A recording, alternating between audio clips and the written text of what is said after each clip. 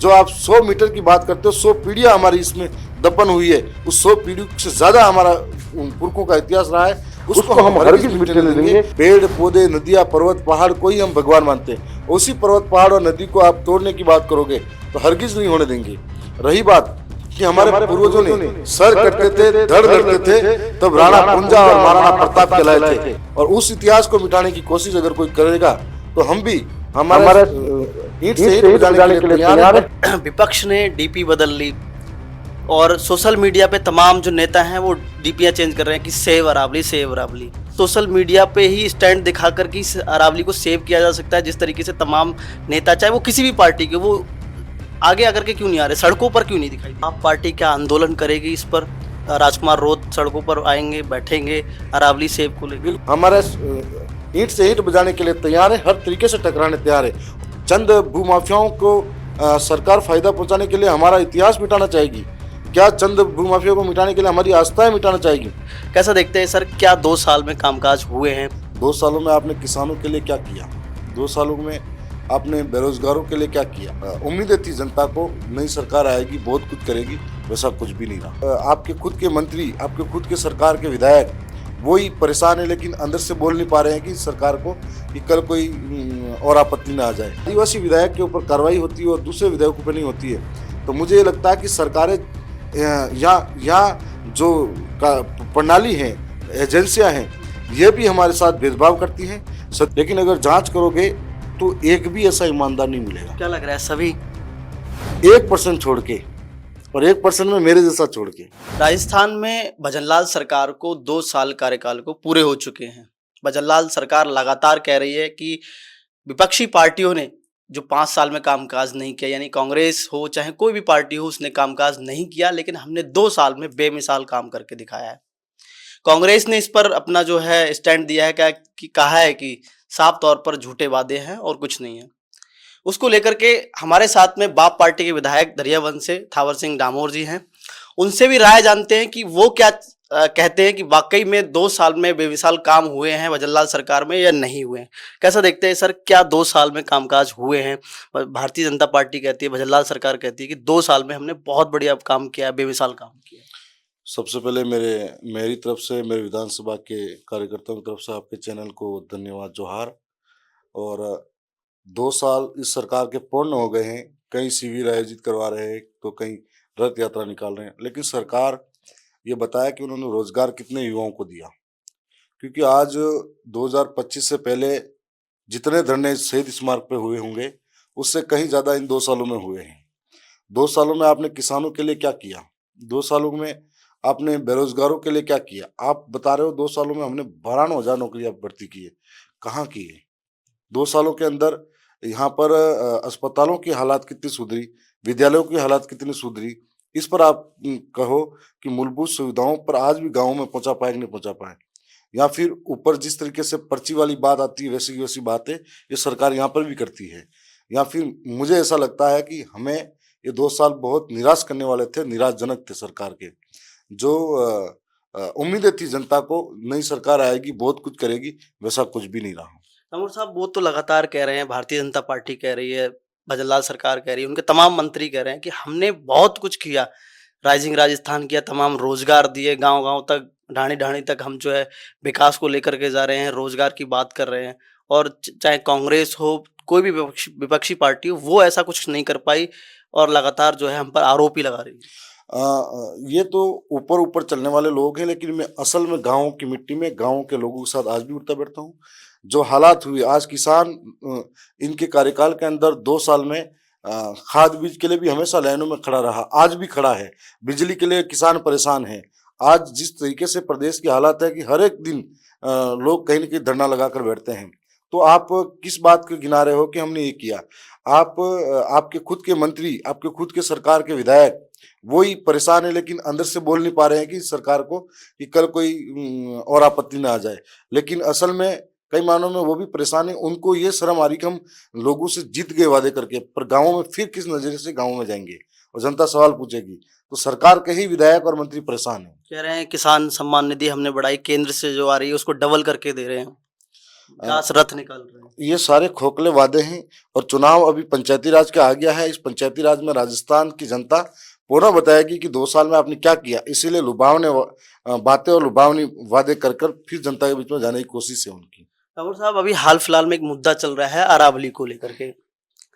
विपक्ष कह रहा है, आरोप लगा रहा है कि जिस तरीके से अरावली को जो है क्षतिग्रस्त पहुंचाने की पूरी कोशिश चल रही है, लेकिन सुप्रीम कोर्ट ने जिस तरीके से कहा है कि 100 मीटर की जो अरावली है वो अरावली के दायरे में मानी जाएगी और जो 100 मीटर से नीचे है नई परिभाषा दी है। तो कैसा देखते हैं, बाप पार्टी इस पर क्या सोचती है? क्योंकि हमेशा से आदिवासी समाज और राजकुमार रोज जी कहते आते हैं कि जो है हम लगातार जीव जंतु, जड़ जमीन, जंगल को बचाने की कोशिश करते हैं। सबसे पहले बताना चाहूंगा कि पूर्व में कांग्रेस की सरकार आई थी, तो 2003 के अंदर गहलोत सरकार के समय विशेषज्ञ समिति की गठन हुई थी, जिसके अंदर उन्होंने एक प्रस्ताव बनाकर अरावली की नई परिभाषा को माननीय सुप्रीम कोर्ट के पास भेजा था और सुप्रीम कोर्ट ने 7 साल बाद में उसे निर्णय देने के बाद निर्णय पर आए। तो 7 साल तक उन्होंने निर्णय नहीं दिया। फिर से इन्होंने रिपीट में 2010 के अंदर 16 फरवरी के आसपास उन्होंने 2010 को फिर से निर्णय के लिए एफिडेविट जमा कराए, लेकिन उसके 3 दिन बाद ही सुप्रीम कोर्ट ने 19 फरवरी 2010 को इसको सिरे से खारिज कर दिया और उसी फैसले को उस वक्त भाजपा सरकार उसका विरोध जताती थी। आज वही भाजपा सरकार उस निर्णय को स्वीकार करती है और उस निर्णय के और आरोप लगाती है कि कांग्रेस सरकार ने ऐसा किया। अब मुझे लगता है कि उन्होंने जो डिसीजन मांगे थे कोर्ट से, सुप्रीम कोर्ट से, वही डिसीजन 2024 के अंदर, उससे पहले तो खारिज होते, अब 2024 के अंदर वापिस वो मान्य हो जाते हैं। तो सबसे बड़ी विडंबना ये है कि क्या माननीय हाईकोर्ट, सुप्रीम कोर्ट आज सत्ताधारी पार्टियों के इशारों पर चलने लगा है, जो पहले उसी निर्णय को आप खारिज करते हैं और आज उसी निर्णय को स्वीकार करते हैं। दूसरी ओर आपने परिभाषा दी है, तो आप अभी भी स्पष्ट क्यों नहीं करते कि अरावली को सुरक्षित किया जाए और अरावली के लिए जितने भी लीज पे माइनिंग हो रहा है आज उसे खत्म कर कर उसको कानून बनाया जाए, जिससे कोई भी लीज पर अरावली की पहाड़ियां नहीं ले सके। और आज अरावली के बारे में जब आपने कहा है कि इसके लिए लड़ना पड़ेगा, तो बताना चाहूंगा कि अरावली विश्व की, इस पृथ्वी की सबसे पुरानी पर्वतमालाओं में से एक है और इसका विस्तार भी गुजरात के खेड़ ब्रह्मा से राष्ट्रपति भवन तक फैला हुआ है, जिसमें 80% तक सिर्फ और सिर्फ राजस्थान के अंदर है। और राजस्थान के अंदर हमारे लिए महत्वपूर्ण इसलिए भी होती है कि इससे हमारा इतिहास जुड़ा हुआ है। इस मेवाड़ एक ऐसी रियासत रही है जो कभी किसी की गुलाम नहीं बनी, जिसका कारण था इस अरावली पर्वतमालाओं के बीच में, चाहे वो महाराणा प्रताप के साथ में कंधे से कंधा मिलाकर भीलों का संघर्ष रहा हो, साथ सहयोग रहा हो, चाहे इन पहाड़ियों के अंदर हमारे शौर्य और पराक्रम की गाथाएं साथ साथ चलती आई है, तो गोरिल्ला युद्ध रहा हो, तो हमने तीरों के माध्यम से दुश्मनों को हमेशा बाहर खदेड़ा हुआ है। और उसी पहाड़ियों पर हमारा इतिहास, हमारा शौर्य, पराक्रम, बलिदान के रूप में कई दुर्ग खड़े हुए हैं, कई ऐसा हमारे लोग जुड़े हुए हैं, कई मान्यता हैं, कई देवी देवता हैं। क्या ये चंद भूमाफियाओं को सरकार फायदा पहुंचाने के लिए हमारा इतिहास मिटाना चाहेगी? क्या चंद भूमाफियाओं को मिटाने के लिए हमारी आस्थाएं मिटाना चाहेगी? क्या हमारा रोजगार मिटाना चाहेगी? जिस अरावली को, और सबसे विशेष हमारा मत तो इसलिए भी है कि हम आदिवासी हैं, प्रकृति पूजते हैं और प्रकृति को ही अपना भगवान मानते हैं। पेड़ पौधे, नदियां, पर्वत पहाड़ को ही हम भगवान मानते हैं। उसी पर्वत पहाड़ और नदी को आप तोड़ने की बात करोगे तो हरगिज नहीं होने देंगे। रही बात कि हमारे पूर्वजों ने सर कटते थे, धड़ लड़ते थे, तब राणा पुंजा और महाराणा प्रताप कहलाए थे, और उस इतिहास को मिटाने की कोशिश अगर कोई करेगा तो हम भी हमारे ईंट से ईंट बजाने के लिए तैयार है, हर तरीके से टकराने तैयार है। और ये केंद्रीय पर्यावरण मंत्री जी का बयान आया है कल परसों। भूपेंद्र यादव जी का कहना है कि जो है परिभाषा तो जो है पहले से ही डिसाइड हो चुकी थी, ये कांग्रेस सरकार में ही 2003 में, जैसा आपने जिक्र किया, तो कहा कि 2003 यानी पूर्ववर्ती सरकारों की ही परिभाषा दी हुई है और जो सुप्रीम कोर्ट तक पहुंची, अब वो पास हो गई। सुप्रीम कोर्ट ने कह दिया कि भाई 100 मीटर की मानी जाएगी ना। जब कांग्रेस सरकार ने किया तब सुप्रीम कोर्ट का ये निर्णय था कि इसको सिरे से खारिज किया। आज सुप्रीम कोर्ट के जो निर्णय हो रहे हैं, क्या ये जो हम लोग सबसे बड़ा विश्वास होता है कि न्याय प्रणाली के अंदर, और न्याय प्रणाली के अंदर जब सुप्रीम कोर्ट एक बार डिसीजन कैंसिल करती है और दूसरी बार किसके दबाव में आकर सुप्रीम कोर्ट का जजमेंट यस होता है। और रही बात बीजेपी कहती है कि कांग्रेस की सरकार में ये सब खनन के लिए इस तरह का मामला हुआ, तो आप उसका विरोध क्यों नहीं करते, जबकि आप उसको समर्थन कर रहे हो। आज भी केंद्रीय मंत्री जी ये बयान क्यों नहीं दे देते कि इस कांग्रेस सरकार के अंदर जो बिल लाने की कोशिश की थी, जो संशोधन करने की कोशिश की थी, हम उसको खारिज करते हैं और नई परिभाषा देते हैं कि सारी जो, चाहे वो छोटी पहाड़ी हो या बड़ी पहाड़ी हो, उस अवैध खनन को बिल्कुल रोकने की कोशिश करें। ये हम उनका होना चाहिए। अगर आज अरावली पर्वतमाला नहीं होती तो भौगोलिक परिस्थिति से भी देखते तो राजस्थान के अंदर पूरा रेगिस्तान फैला होता। आज अरावली पर्वतमाला नहीं होती तो मौसम चक्र बिगड़ जाता, आज वायु प्रदूषण अलग होता, आज पेड़ पौधे, जीव जंतु, नदियां, ये सारे अलग अलग थलग हो जाता मामला।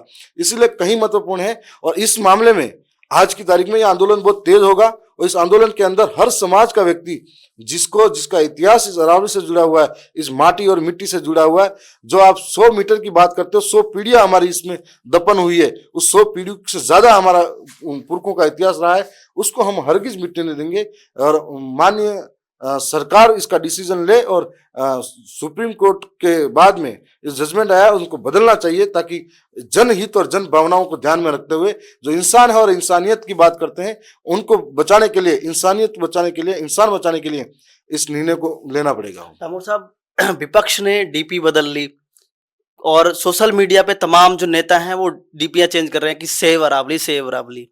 तमाम जीव जंतु रहते हैं इस अरावली के अंदर, वनस्पतियां हैं इसमें, तमाम नदियां इससे निकली हैं, चाहे बनास हो, साबरमती हो, कई नदियां ऐसी निकली हैं, तमाम खनिज निकलते हैं, जीव जंतु रहते हैं हजारों।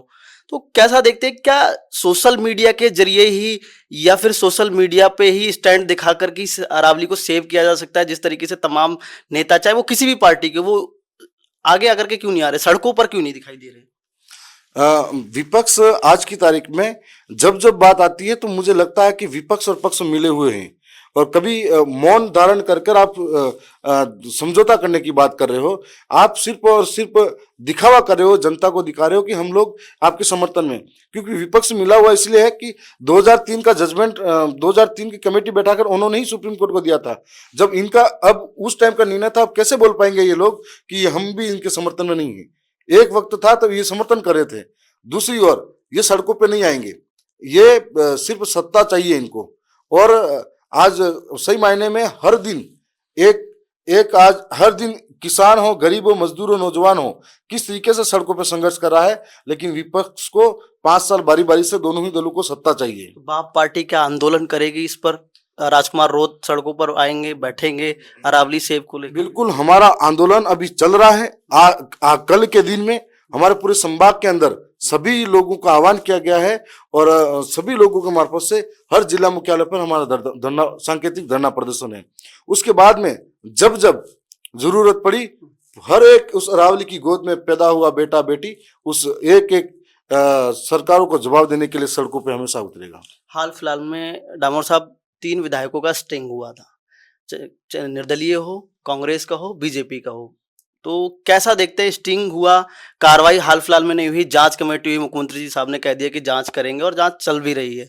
आपके एक विधायक थे जयकिशन पटेल, उन पर भी आरोप लगे और जो है तथ्य पाए गए जिस तरीके से रिश्वत को, तो कैसा देखते हैं कि आपके विधायक पर कार्रवाई हुई, अभी हाल फिलहाल में इन विधायकों पर जो है जांच चल रही है, क्या क्या देखते हैं, क्या जो किस तरीके से कार्रवाई होनी चाहिए या नहीं होनी चाहिए? सबसे पहले तो मैं ये कहना चाहूंगा कि राजस्थान की विधानसभा राजस्थान का गौरव है और सबसे बड़ी महापंचायत है, जिससे पूरे राज्य को एक व्यवस्था है, जिससे पूरा राज्य चलता है और यहीं से हर एक गरीब, शोषित, पीड़ित, वंचित को एक उम्मीद मिलती है कि वहीं से न्याय मिलेगा।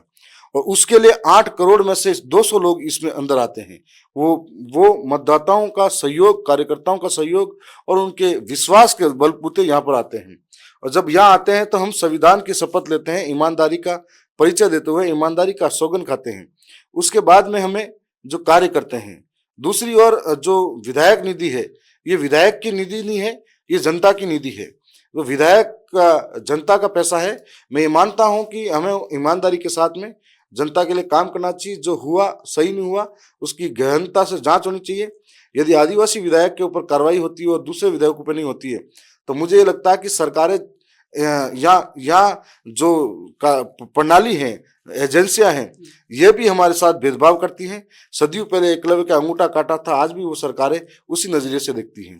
40% कमीशन खोरी, चाहे 40 हो, 20 हो, 30 हो, लेकिन जनता का पैसा ये टैक्स के माध्यम से सरकारें वसूल करती हैं और फिर वही विकास के लिए जो है विधायक निधि के माध्यम से दिया जाता है। क्षेत्र में जो विधायक होते हैं वो कामकाज करवाते हैं, लेकिन कामकाज की जगह वो अपनी जेब में कमीशन खोरी का जो धंधा चला रखा है। कैसा देखते हैं कि एक एक रुपया बड़ी जो है जनता से लिया जाता है और उसको विधायक अपनी जेब में जो है रख रहे हैं। मैं ये मानता हूं कि ये कुछ लोग जो इस स्टिंग ऑपरेशन के अंदर आ गए, लेकिन अगर जांच करोगे तो एक भी ऐसा ईमानदार नहीं मिलेगा। क्या लग रहा है सभी? 1% छोड़ के, और 1% में मेरे जैसा छोड़ के। ऐसा क्यों? अब मैं बताऊंगा कि हर आदमी कुछ न कुछ करता है, तरीके अलग अलग हो सकते होंगे। अब ये 40% जो कर रहा है वो गलत बात है। हाँ, ये मानते हैं कि विधायक निधि से हमने किसी को कार्य दिया तो कभी उनकी मदद मांगी कि भाई कोई पीड़ित है, कोई दुखी है, उसका सहयोग कर देना। कभी कोई हादसे हो जाते हैं गांव के अंदर, कभी किसी का घर गिर जाए बारिश के अंदर, तो हमारी तरफ से ये कभी रहता है कि ये जो पीड़ित है उसको आपकी तरफ से जो भी सहयोग बने सहयोग करना, ये उसकी भावना की तरफ से हो सकता है, लेकिन आप सीधा जो भी करना है वो गलत है सही मायने में। अभी हाल फिलहाल में डूंगरपुर की तरफ एक मामला सामने ऐसा आया कि एक आदिवासी जो बच्ची थी उसके पीछे एक मुस्लिम व्यक्ति है जो लगा था, और लोग कह रहे हैं कि राजकुमार रोत अभी ये हिंदू है, यानी आदिवासी बच्ची होती तो सड़कों पर उतरते उसके लिए, और आदिवासी नहीं है इसलिए वो सड़कों पर नहीं आ रहे हैं, आंदोलन नहीं कर रहे हैं। उसका जो है धर्म परिवर्तन कराने की कोशिश की गई डूंगरपुर की तरफ। हमारे माननीय सांसद महोदय उस टाइम लोकसभा का सदन चल रहा था, लोकसभा के अंदर थे। दूसरी बात, अपराधी होती है, उसकी कोई जात नहीं होती, उसका कोई धर्म नहीं होता, वो विकृत मानसिकता का होता है, जिसके प्रति किसी भी समाज के प्रति उसके लिए सही समझ और सोच नहीं हो सकती, मैं ये मानता हूँ। और दूसरी ओर एक और मामला उस इलाके के अंदर देखने को आता है कि जब भी कोई घटना हो तो आदिवासी पर होता है तो सिर्फ आदिवासी लड़ता है, जब भी कोई घटना एससी पर होती है तो एससी ही लड़ता है, और जब घटना अन्य लोगों के साथ होती है तो सर्व समाज आगे आता है। तो जब बात एक ताली एक हाथ से नहीं बजती, ताली दोनों हाथ से बजती है। यदि वो लोग निकलकर घरों से आदिवासियों के लिए भी खड़े होंगे, उस दिन सारे लोगों के भावना मन में वो आएगी हमें भी इनके साथ खड़ा रहना चाहिए, और जिस दिन इनकी सोच सबकी परिवर्तन होगी तो मुझे लगता है कि उस इलाके के अंदर बहुत कुछ परिवर्तन आएगा। कि आदिवासी मंत्री बाबूलाल खराड़ी कह रहे हैं कि राजकुमार रोत कहते हैं कि हम हिंदू नहीं हैं, उनके इस बयान को कैसा देखते हैं कि वो कह रहे हैं कि उनके पूर्वज फिर कहाँ पूजा पाठ करने के लिए जाते थे? बाबूलाल जी की सोच बाबूलाल जी जाने, हमें संविधान ये आज़ादी देता है कि आप और हम क्या मानते हैं। अब ये अलग बात है वो क्या मानते हैं और मैं क्या मानता हूँ। दूसरी ओर हिंदू विवाह अधिनियम के तहत आप आदिवासी हो तो आपकी परंपरा अलग है, जिसके अंदर आप 2 से ज़्यादा विवाह कर सकते हो, 1 से ज़्यादा विवाह कर सकते हो। ऐसे हमारे कई मंत्री होंगे, ऐसे हमारे कई विधायक होंगे जिनकी 3 पत्नियां हैं, 2-2 हैं, तो क्या वो हिंदू विवाह अधिनियम के अंदर आते हैं? दूसरी ओर 1931 की जनगणना के अंदर आदिवासी को सेपरेट धर्म कॉलम गया था, और दूसरी ओर आप धर्मांतरण बिल भी लाए थे। तो हमारा ये कहना है कि जो आदिवासी अन्य धर्मों में बांटा गया है, चाहे वो ईसाई हो, हिंदू हो, मुस्लिम हो, सिख हो, उस आदिवासी को पुनः उसी धर्म में लौटाया जाए। और आज वो कह रहे हैं वो उनके लिए बोलेंगे जिनके लिए वो काम करते हैं। यदि उनकी पार्टी के अंदर उनको पर्चे लिखे हुए आएंगे और हमारे खिलाफ बोलने के लिए बोलना पड़े तो बोलेंगे, क्योंकि उनकी टिकट ही उनके हाथ में है, तो कुछ भी बोल जाएंगे। आप लोग भील प्रदेश की मांग कर रहे हैं, आपको नहीं लगता कि राजस्थान अगर जिस तरीके से मध्य प्रदेश का कुछ हिस्सा मांग रहे हैं, राजस्थान का कुछ हिस्सा मांग रहे हैं और गुजरात का कुछ हिस्सा आप कह रहे हैं, तो उसको मिलाकर के भील प्रदेश की मांग कर रहे हैं, तो क्या लगता है कि राजस्थान खंडित नहीं होगा इससे सर? इस देश के अंदर कई देश की आज़ादी के बाद में कई राज्य बने भी हैं और कई राज्य विलय भी हुए हैं, और ऐसे में कई राज्य जैसे छत्तीसगढ़ से अलग होकर झारखंड का कुछ पार्ट बना, बिहार यूपी से अलग हुआ, ऐसे अभी हाल ही में तेलंगाना बना, ऐसे कई राज्य बने। तो कोई भाषा के आधार पर बना, तो कोई क्षेत्र के आधार पर बना, तो विशेष परिस्थिति के आधार पर। हम ये कहना चाहते हैं कि हम राजस्थान के उस इलाके से आते हैं जहां आदिवासी बहुल इलाका है, जहां की भौगोलिक परिस्थिति राजस्थान के आसपास ही नहीं, दक्षिणी राजस्थान कहो या मध्य प्रदेश का इलाका नजदीक का कहो या गुजरात और महाराष्ट्र का इलाका कहो, यहाँ के जो पहाड़, भौगोलिक परिस्थिति, खान पान, रीति रिवाज, बोली भाषाएं, परंपराएं सभी एक जैसी हैं। और फिर भी यहाँ के 4 राज्यों में आदिवासी को बांटा क्यों? और उनकी आज उनका संरक्षण करना है तो उनको एक करना पड़ेगा। और आज जो अरावली की बचाने की बात आई तो सारे ही जंगल वो खतरा हो जाएगा। और सारे ही जंगलों के अंदर आदिवासी हैं तब तक सुरक्षित हैं। प्रकृति सुरक्षित है, पर्यावरण सुरक्षित है। और आदिवासी को बचाना है, उनकी प्रकृति बचानी, उनकी भाषा, उनकी संस्कृति, उनकी पुरखाई व्यवस्था बचानी है तो हमें सेपरेट स्टेट की जरूरत तो है। विपक्ष और सरकार तो ये सोच रही होगी राजकुमार रोत को मुख्यमंत्री बनाया, इसलिए शायद वो भील प्रदेश की मांग कर रहे हैं, अलग इलाके की मांग कर रहे हैं। राजकुमार जी रोत को मुख्यमंत्री बनाना या नहीं बनाना ये उनके विधानसभा की जनता के हाथ में है। विपक्ष और सत्ता पक्ष सिर्फ सत्ता पर बैठने की सोचते हैं। हम लोग जनता के हित का कार्य करने का सोचते हैं कि हमें ये मौका मिलता है, हम जनता के हित में क्या कर सकते हैं। अब ये मुख्यमंत्री बनना बहुत बड़ी बात होती है।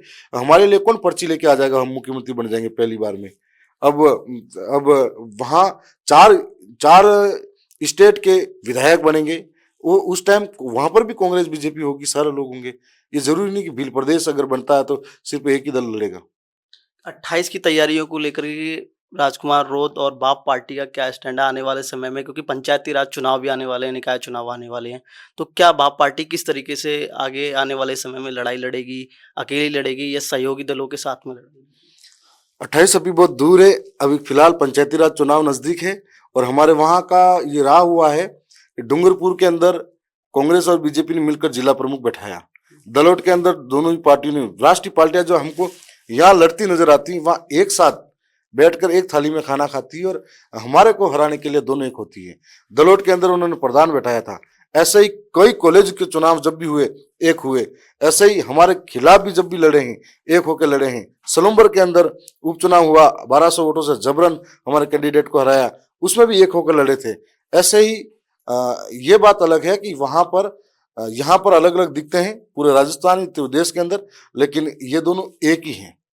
तो ये हमारी जनता लोकतंत्र को समझती है, वोट और वोट के महत्व को समझती है, और इन सरकारों के बीच में जो हमारे साथ में भेदभाव किया जा रहा है उसको समझती है, तो उसका जवाब भी देना आता है। और हमारा एक एक नौजवान जागरूक है, आज की तारीख में एक एक माताएं बहनें जागरूक हैं, और उनकी जागरूकता की वजह से विधानसभा के अंदर मेरे जैसा नौजवान भी आया है, उनके हित की बात बोल रहा है। तो निश्चित तौर पर पंचायती राज के अंदर भी दोनों ही दलों को दूर चटाएंगे। बहुत बहुत शुक्रिया। तो देखिए, अभी हमारे साथ में थे